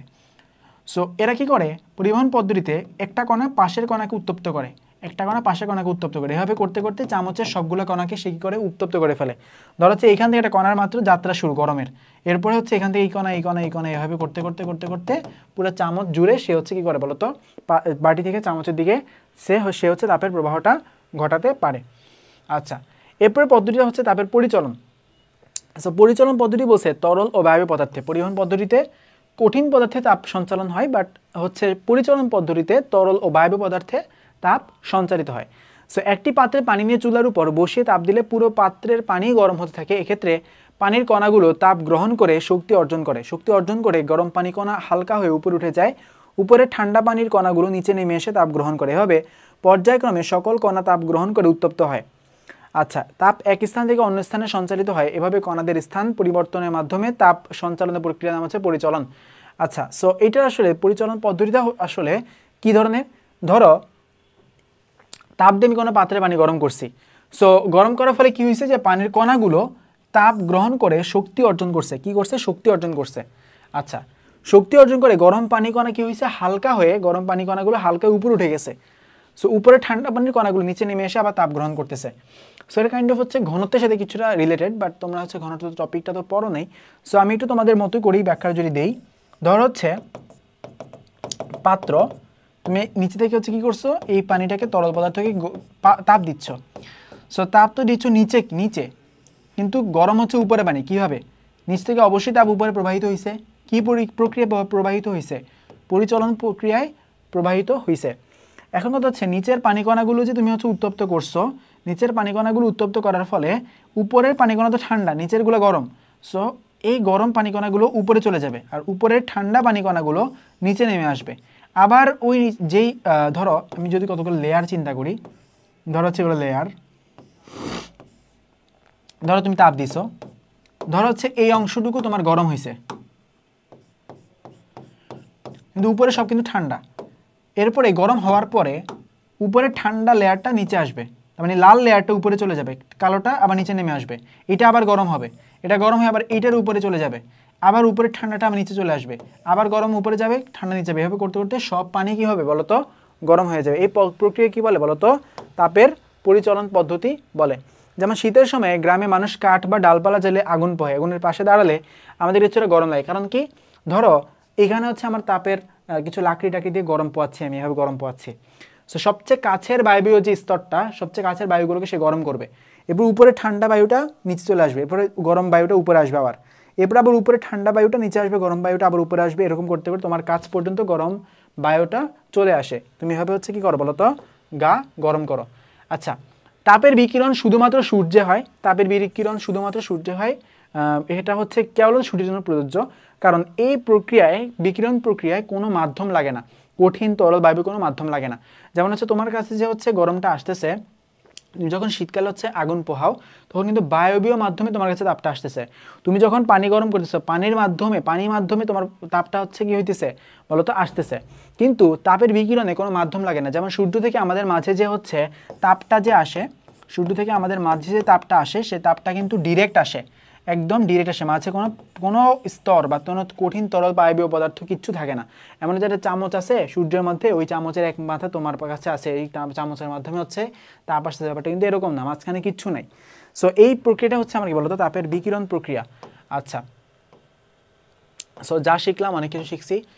অনুশীলনীতে আসো, শূন্যস্থান পূরণ করতে বলছে। তরল বায়বীর মাধ্যমে তাপ কি প্রক্রিয়া সঞ্চালিত হয়? তাপ হচ্ছে পরিচলন প্রক্রিয়া সঞ্চালিত হয়, পরিচলন। এরপরে কি বলছে? স্বাভাবিক চাপে যে তাপমাত্রায় বিশুদ্ধ পানি ফুটে বাষ্পে পরিণত হয়, সেই তাপমাত্রাকে কি বলা হয় বলতো? বাষ্পীভবন। সেটা হচ্ছে ঊর্ধ্ব স্থিরাঙ্ক বলা হয়। সেলসিয়াস স্কেলে নিম্ন স্থিরাঙ্ক কি বলতো? 0 ডিগ্রি সেলসিয়াস। 0, এটা হবে কি বলতো? 0 হবে।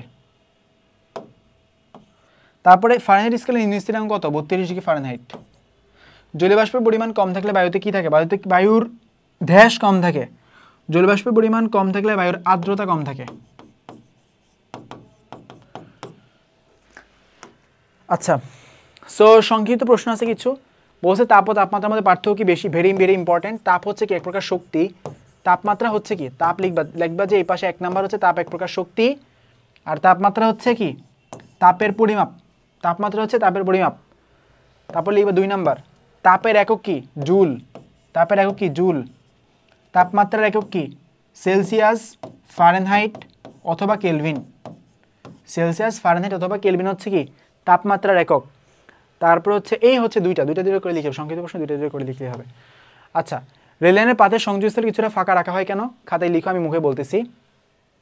রেললাইনের পাতের সংযোগস্থলে ফাঁকা জায়গা রাখা হয় কারণ আমরা জানি যে হচ্ছে, আচ্ছা, কারণ গ্রীষ্মকালে আমার কি হয় বলতো?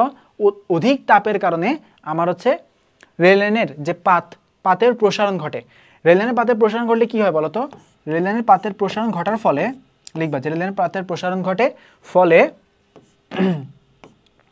কিছু জায়গা ফাঁকা রাখতে হয়, যাতে হচ্ছে প্রসারণের জন্য পর্যাপ্ত জায়গা পায়, যদি রেললাইনের পাতে সংযোগস্থলে কিছুটা ফাঁকা জায়গা না রাখা হয়, তখন গ্রীষ্মকালে এই যে প্রসারণ তাপের ফলে, অতিরিক্ত তাপের ফলে রেললাইনের পাতের প্রসারণ ঘটবে এবং কোনো ফাঁকা জায়গা পাবে না, ফলে রেললাইনের পাত বেঁকে যাবে এবং রেল দুর্ঘটনা ঘটবে। তাই রেল দুর্ঘটনা এড়ানোর জন্য কি করা হয়? রেললাইনের পাতের সংযোগস্থলে কিছুটা ফাঁকা জায়গা রাখা হয়। এটা হচ্ছে একটু লিখে ফেলবা খাতায়। 3 নম্বর কোশ্চেন কি বলছে? আগুনের পাশে দাঁড়ালে যতটা গরম লাগে আগুনের ঠিক উপরে হাত রাখলে তার চেয়ে অনেক বেশি গরম লাগে, এরকম হয় কেন?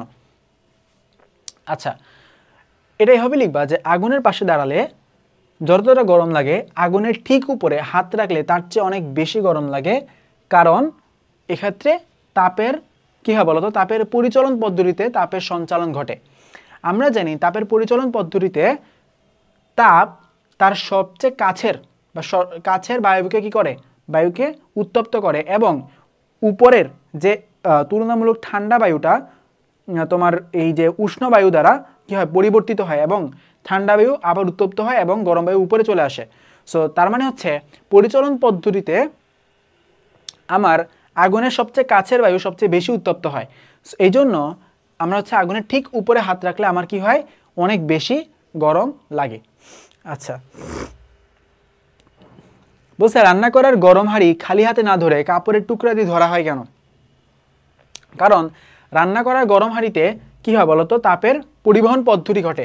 তাপের পরিবহন পদ্ধতিতে কি হয় যে গরম হাঁড়ি থেকে গরম খাবার থেকে রান্না করার যে গরম খাবার থেকে হাঁড়িতে আমার হচ্ছে কি হয় বলতো, তাপের পরিবহন পদ্ধতি তাপের প্রবাহ ঘটে, ফলে হাঁড়িটা কি হয়ে যায়, গরম হয়ে যায়। তাই আমরা হচ্ছে কি করি, কাপড়ের টুকরা দিয়ে ধরি, যাতে হচ্ছে ওই যে হাঁড়ির গরম থেকে তোমার হাতে যাতে হচ্ছে তাপের পরিবহন পদ্ধতিতে তাপের সঞ্চালন ঘটে, তোমার হাতকে গরম করতে না পারে।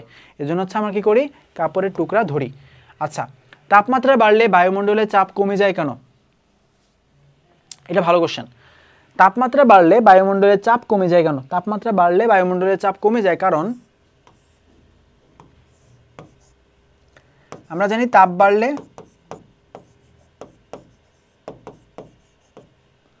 বায়ু কণার প্রসারণ ঘটে।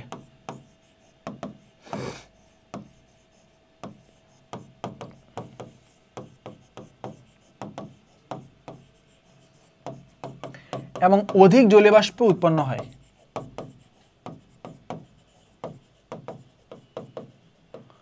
অধিক জলীয় বাষ্প উৎপন্ন হয়। সো অধিক জলীয় বাষ্প উৎপন্ন হয় মানে কি বোঝায়? যে অধিক জলীয় বাষ্প উৎপন্ন হয় মানে বোঝায় যে অধিক জলীয় বাষ্প উৎপন্ন হয় মানে কি বোঝায়? যে হচ্ছে বায়ুতে লিখবা যে অধিক জলীয় বাষ্প উৎপন্ন হয়, তাপমাত্রা বাড়লে বায়ু কণার প্রসারণ ঘটে এবং অধিক জলীয় বাষ্প উৎপন্ন হয়, এবং বায়ুতে জলীয় বাষ্পের আণবিক ভর সবচেয়ে কম।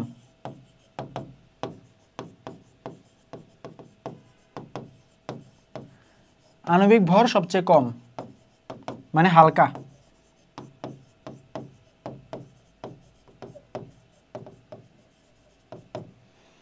ফলে বায়ুচাপ কমে যায়, ফলে নিম্নচাপ সৃষ্টি হবে আর বায়ুচাপ কমে যায়।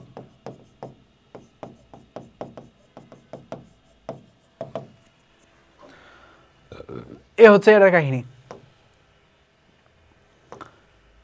বলছে কোনটি বায়ুমণ্ডলে ভালো শোষক হিসেবে কাজ করে? বায়ুমণ্ডলে ভালো শোষক হিসেবে কাজ করে কোনটি? নাইট্রোজেন ভালো শোষক না আলো শোষক? আচ্ছা, ভালো শোষক হিসেবে কাজ করে নাইট্রোজেন, জলীয় বাষ্প, অক্সিজেন, ধূলিকণা। অক্সিজেন। তাপমাত্রার বৈশিষ্ট্য হলো এটি অনুভব করা যায়, পরিমাপযোগ্য, এক ধরনের শক্তি, বল প্রয়োগে বাধা দেয়। আচ্ছা, তাপমাত্রা কিন্তু কোনো শক্তি না, বল প্রয়োগে কোনো বাধা দেয় না। আচ্ছা, তাপমাত্রা কি পরিমাপযোগ্য? হ্যাঁ, পরিমাপযোগ্য। তাপমাত্রাকে অনুভব করা যায় না, তাপ অনুভব করা যায়। তাপ অনুভব করা যায়, নট তাপমাত্রা। সেন্সার হবে খ। বলছে 2 নম্বর চিত্রের থার্মোমিটারের নিম্ন স্থিরাঙ্ক কত? সো 2 নম্বর চিত্রে একটা দেখো 86 ডিগ্রি ফারেনহাইট। সো এটা হচ্ছে একটা ফারেনহাইট স্কেলের থার্মোমিটার। সো এর নিম্ন স্থিরাঙ্ক হচ্ছে 32 ডিগ্রি ফারেনহাইট। ঠিক আছে, মৌলিক ভাগ 200 হয় নাই, কারণ ফারেনহাইট স্কেলের মৌলিক ভাগ হচ্ছে 180। ফারেনহাইট স্কেলের মৌলিক ভাগ হচ্ছে 180। সো এটা হবে না। আর ঊর্ধ্ব স্থিরাঙ্ক 232 না, এটাও হবে না, কারণ ঊর্ধ্ব স্থিরাঙ্ক আমাদের 212 হয়, 212, আর নিম্ন স্থিরাঙ্ক হচ্ছে 32। সো শুধু 1 হবে। চিত্র 1 ও চিত্র 2 এর তরলকে তাপীয় সংস্পর্শে রাখলে কি ঘটবে? আচ্ছা, চিত্র 1 এবং চিত্র 2 এর মধ্যে তাপীয় সংস্পর্শে রাখলে কি ঘটবে? আচ্ছা, এটা কি 32 ডিগ্রি সেলসিয়াস, এটা কি 86 ডিগ্রি ফারেনহাইট। তোমরা অনেকে বোকার মতো বলতে পারো যে ভাই উচ্চ থেকে তো নিম্ন দিকে আসে, তার মানে চিত্র 2 থেকে চিত্র 1 এর দিকে তাপ প্রবাহিত হবে। ব্যাপারটা আসলে এমন না। এটা 32 ডিগ্রি সেলসিয়াস, দুইটা কি সেম সেলসিয়াস স্কেলে বা সেম স্কেলে আনতে হবে, মানে দুইটা কি সেলসিয়াস অথবা দুইটা কি ফারেনহাইট স্কেলে আনতে হবে, এরপর তুলনা করতে হবে, না হলে আমরা তুলনা করতে পারবো না। সো আমরা সূত্রটা জানি কি? সূত্রটা জানি হচ্ছে C/5 F - 32/9। সো সি এর মান যদি 32 হয়, 32/5, তারপর হচ্ছে F - 32/9, সো মান যদি বসাও,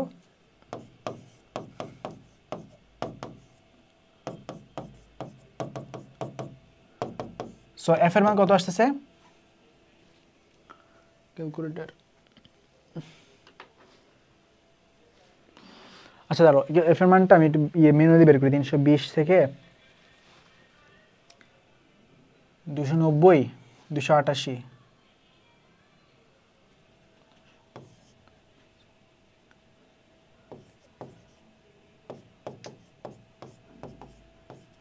ছাপ্পান্ন প্লাস 32 আসে না, সো এটা আসছে 88 ডিগ্রি ফারেনহাইট, আর এটা হচ্ছে কি বলো 86 ডিগ্রি ফারেনহাইট। তাহলে তাপের প্রবাহ কোন দিকে হবে, চিত্র 1 থেকে চিত্র 2 এর দিকে হবে। তাপের প্রবাহ তাহলে চিত্র 1 থেকে চিত্র 2 এর দিকে হবে, বুঝছো? অনেকে ভুল করে কি করে, এইটার মান দেখেন, মান দেখলে হবে না, দুইটা সেম স্কেলে হইতে হবে, এরপরে হচ্ছে আমার তুলনা করবা, দুইটাকে হয় ফারেনহাইট বানাবা অথবা দুইটাকে সেলসিয়াস বানাবা, বানায় এরপর তুলনা করবা যে কোনটার বেশি, যেটা বেশি সেখান থেকে হচ্ছে কমের দিকে প্রবাহিত হবে। আচ্ছা, তো সৃজনশীল কোশ্চেন দিছে, কয়টা সৃজনশীল আছে দেখি তো,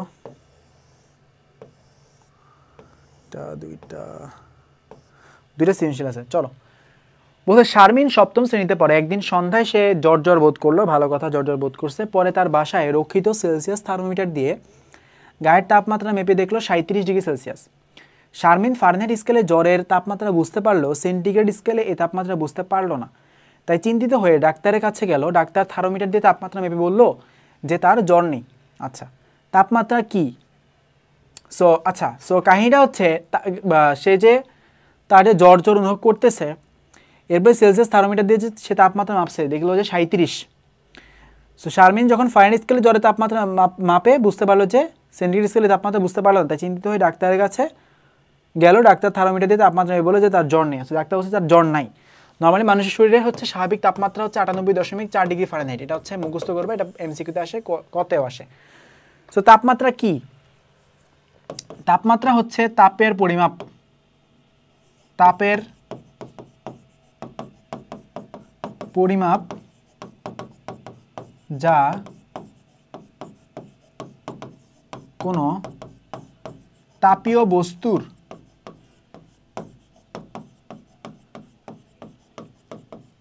সংস্পর্শে এলে বোঝা যায় যে তাপ দেবে না নেবে, তাপ দেবে না নেবে। এরপর বলছি কি পারদ থার্মোমিটারে পারদ ব্যবহারের সুবিধা। পারদ থার্মোমিটারে পারদ ব্যবহারের সুবিধা কি? কারণ পারদ থার্মোমিটারে পারদের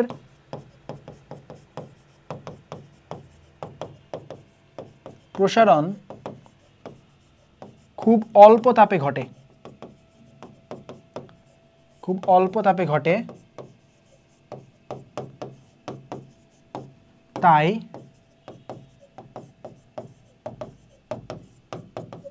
শরীরের তাপমাত্রা মাপতে ফারেনহাইট স্কেলে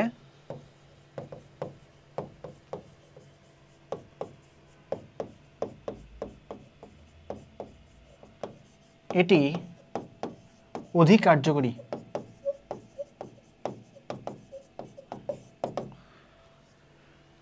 শারমিনের গায়ের তাপমাত্রা ফারেনহাইট স্কেলে কত ছিল? শারমিনের গায়ের তাপমাত্রা ফারেনহাইট স্কেলে কত ছিল? আচ্ছা, দেওয়া আছে, শারমিন মেপে দেখছে কত,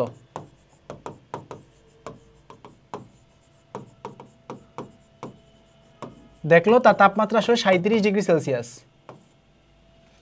সো আমরা জানি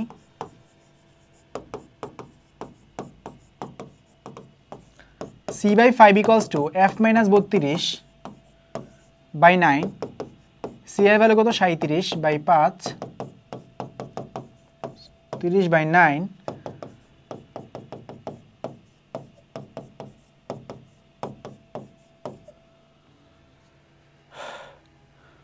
সো আচ্ছা এটি আমি একটু এক্সপ্লেন করি, ঠিক আছে? আমার ডিরেক্ট বুঝতেছে না হয়তো অনেকে। 9 ওই পাশে নিয়ে গেছি, ঠিক আছে? আচ্ছা এটাকে এভাবে লিখতে পারি না আমি?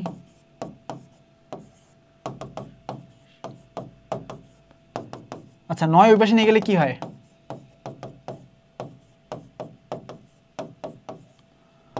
এরপর আমি কি করব, -32 থেকে ওই পাশে নিয়ে যাব।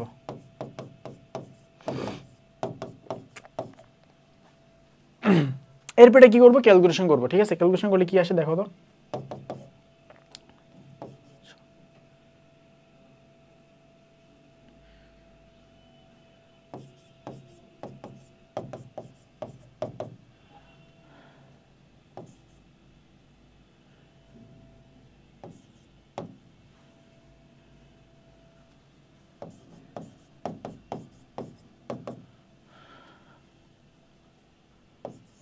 (98.66°F)।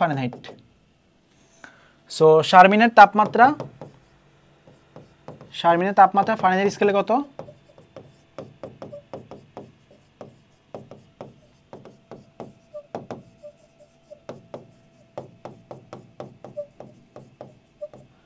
(98.66°F)। আচ্ছা তোমরা একটু এই ক্যালকুলেশন একটু দেখো তো, ক্যালকুলেটরে করে দেখো তো একটু, এটা কত আসে? 98.66°F। আর প্রসেস ঠিক আছে, ঠিক আছে। লাস্ট কোশ্চেন কি বলছে, ফারেনহাইট ও সেন্টিগ্রেড স্কেলের সম্পর্ক জানা থাকলে শারমিনাকে ডাক্তারের কাছে যেতে হতো, যুক্তি সহ ব্যাখ্যা করো। সো তুমি জাস্ট হচ্ছে ফারেনহাইট আর সেন্টিগ্রেড স্কেলের সম্পর্কটা লিখবা যে C/5 = -32/9। সো তুমি জাস্ট এরকমভাবে লিখবা যে হচ্ছে C/5 আমরা জানি হচ্ছে ফারেনহাইট এবং সেলসিয়াস স্কেলের সম্পর্ক কি, C/5 - F - 32/9। সো এই সম্পর্ক থেকে আমি আগের কোশ্চেন থেকে কি পাইছি, যে F এর ভ্যালু কত, 98.66°F। সো যেটা হচ্ছে তুমি লিখবা যে মানুষের স্বাভাবিক তাপমাত্রা হচ্ছে 98.4°F, যেটা হচ্ছে আমার 98.66°F খুবই কাছাকাছি। সো তার জ্বর আসলে আসে নাই, সে আসলে ভুল বুঝছে। সো এরপরে লিখবা যে হচ্ছে আসলে সেলসিয়াস স্কেলে নিম্ন স্থিরাঙ্ক কত, 0°C এবং ঊর্ধ্ব স্থিরাঙ্ক 100°C। ফারেনহাইট স্কেলে নিম্ন স্থিরাঙ্ক কত, 32°F এবং ঊর্ধ্ব স্থিরাঙ্ক 212°F। যেহেতু ফারেনহাইট স্কেলের আমার হচ্ছে ভাগ সংখ্যা 180 এবং সেলসিয়াস স্কেলের ভাগ সংখ্যা 100। সো ভাগ সংখ্যা বেশি হওয়ার কারণে আমার জ্বর মাপার ক্ষেত্রে ফারেনহাইট স্কেলটা অধিক কার্যকরী। এবং ফারেনহাইট স্কেল দিয়ে সে যদি সম্পর্কটা বুঝতে পারতো, সে আসলে তুলনা করতে পারতো যে তার আসলে শরীর তাপমাত্রা অ্যাকচুয়ালি কত হওয়া উচিত। সো এই জন্য আসলে সে তার জানা থাকাটা বেশি উপযোগী ছিল। আচ্ছা এরপরে দেখো পরের কোশ্চেন কি বলছে, যে অনিকা অল্প বয়সের হলেও দৈনন্দিন জীবনে ঘটে যাওয়া নানা ঘটনা সে মনোযোগ সহকারে পর্যবেক্ষণ করে। একদিন সে ভাত রান্নার সময় পাতিলের বুদবুদের ধাক্কায় ঢাকনাটি পড়ে যেতে দেখলো। অন্যদিকে তাদের কাঠের দরজায় গ্রীষ্মকালে কোনো ফাঁক না থাকলেও শীতকালে কিছু ফাঁক লক্ষ্য করলো। ভালো কথা। উল্লেখিত দুটি ঘটনায় তাকে ভাবিয়ে তুললো। কোন পদার্থ তাপে সবচেয়ে বেশি প্রসারিত হয়? আচ্ছা কোন পদার্থ তাপে সবচেয়ে বেশি প্রসারিত হয়, সেটা হচ্ছে বায়বীয় পদার্থ। রেললাইনের সংযোগস্থলে ফাঁকা রাখা হয় কেন? কোশ্চেন আমি হচ্ছে একবার অ্যান্সার দিছি। সো আবার তার অ্যান্সার দেওয়ার কোনো মানেই নেই। সো এটা হচ্ছে তোমরা একটু খাতায় লিখবা সুন্দর করে, কোশ্চেন অনেক ইম্পর্টেন্ট, একবার অ্যান্সার দিছি এটার। ভাত রান্নার সময় আনিকার পর্যবেক্ষণকৃত ঘটনাটির কারণ ব্যাখ্যা করো। সো ভাত রান্নার সময় আনিকার পর্যবেক্ষিত ঘটনাটির কারণ কি দেখছে, যে সে ভাত রান্নার সময় পাতিলের বুদবুদের ধাক্কা ঢাকনাটি পড়ে যেতে দেখলো। অন্যদিকে তাদের কাঠের দরজায় গ্রীষ্মকালে কোনো ফাঁক না থাকলেও শীতকালে কিছু ফাঁক লক্ষ্য করলো। আচ্ছা আচ্ছা। সো ভাত রান্নার সময় যে পাতিলের বুদবুদের ধাক্কায় যে ঢাকনাটি পড়ে গেল, এটার কারণ কি? এটার কারণ হচ্ছে ফার্স্ট অফ অল হচ্ছে বুদবুদ কেন হয়েছে, এটা লিখবা। বুদবুদ কেন হয়েছে? তাপের পরিচলনের কারণে। তাপের পরিচলন আমরা জানি কি, যে নিচের বায়ু উপরে চলে যায়, উপরের বায়ু নিচে নেমে আসে, গরম বায়ু রিপ্লেস হয় ঠান্ডা বায়ু দিয়ে। তো রিপ্লেস হওয়ার কারণে এখানে কিছু কি হয় বলতো, এক্সট্রা কিছু হচ্ছে বাষ্প উৎপন্ন হয়। সেই বাষ্পটা কি হয়, বুদবুদ আকারে দেখা যায়। সো এটা হচ্ছে তাপের পরিচলনের কারণে হয়েছে, এবং বুদবুদের ফলে তাপের পরিচলনটা ব্যাখ্যা দিব সুন্দর করে। এরপরে কি লিখবে, যে তাপের পরিচলনের ফলে কি হয়েছে আমার হচ্ছে ঢাকনা, এই যে ঢাকনা। আচ্ছা এরপরে দেখবে তাপের প্রসারণ ঘটছে, তাপের পরিচলনের ফলে তাপের প্রসারণ ঘটছে। কারণ কি, আমরা জানি তাপ পেলে কি হয়, তাপ পেলে তরল পদার্থের প্রসারণ ঘটে। এই প্রসারণের ফলে এই যে তাপ কি, আমরা এরপর লিখবা যে তাপ হচ্ছে এক প্রকার শক্তি। তাপ কি? তাপ হচ্ছে এক প্রকার শক্তি। শক্তির কারণে কি হয়েছে? শক্তির কারণে হচ্ছে তাপের প্রসারণ ঘটছে, তাপের প্রসারণ ঘটে ঢাকনাটা ফেলে দিছে।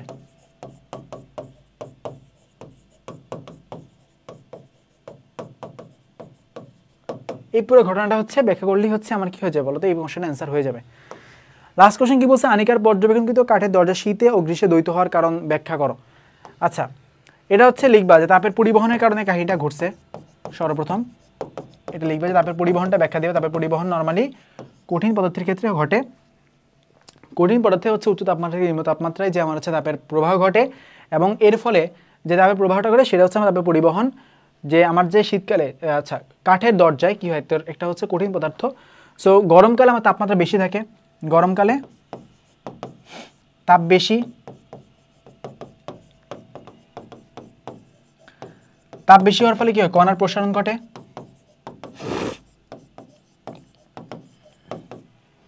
ফলে আমার কি হয় বলতো, দরজা প্রসারিত হয় এবং ফাঁকা জায়গা বন্ধ হয়ে যায়।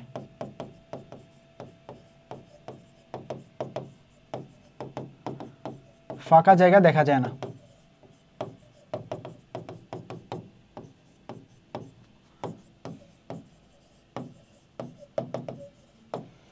আর হচ্ছে আমার শীতকালে কি হয়, শীতকালে তাপমাত্রা কম,